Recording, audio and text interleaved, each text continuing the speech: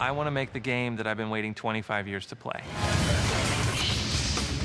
Transformers War for Cybertron really started with a sketch of Bumblebee, and we redesigned that character to modernize it all up to be much more of a realistic adult version. That was that first sketch that we slid across the table to Hasbro and said, what do you guys think? And that's where it all started. I think the approval process for Hasbro, especially nerve-wracking. In a sense, it's like George Lucas looking at you redesigning Luke Skywalker. My name is Aaron Archer. I'm Senior Design Director, and I oversee the Transformers universe for Hasbro. Activision came to Hasbro and said they wanted to make a kind of a breakthrough game, definitely a gamer game. And the original idea was, we've had a couple games that were based on Earth. How about going to Cybertron? And that's a really cool place. It's the home planet of the Transformers.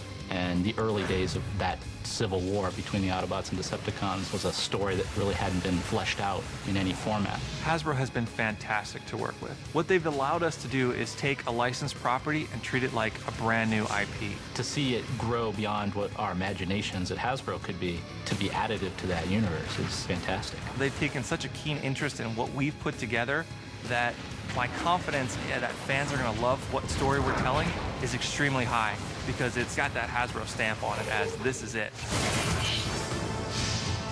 It's an amazing opportunity for us at High Moon Studios to work on creating the canon for what Transformers are going forward. Transformers War for Cybertron takes place on Cybertron. It's their backstory of what they were doing and how they became to be before they ever came to Earth. Because we're not tied to a movie, we're able to tell our own story. This is the Transformers game that they've been waiting for the last 20 years. It's based on the G1 universe. We're showing how Optimus rises into his leadership position. All those things were really cool to explore and build from that people wouldn't expect yet. You know, it's all fuzzy. We all kind of think we know, but you're really going to see it here.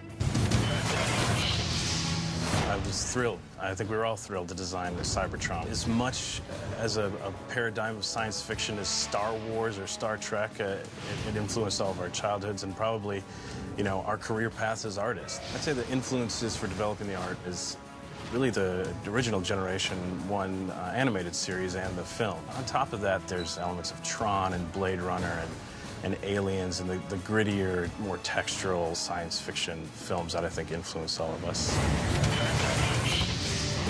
I think Transformers fans will like this game because we took it seriously, we took the property seriously.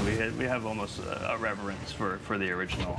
It takes something that you may have had a fondness for as a kid and a really kind of violent, dark, adult style that I think people that are into games like Call of Duty will be able to get into. I think people are going to be blown away by the effort. I just can't wait to get the ball rolling. This won't be the only touch point. It's a big place that we're going to build off of.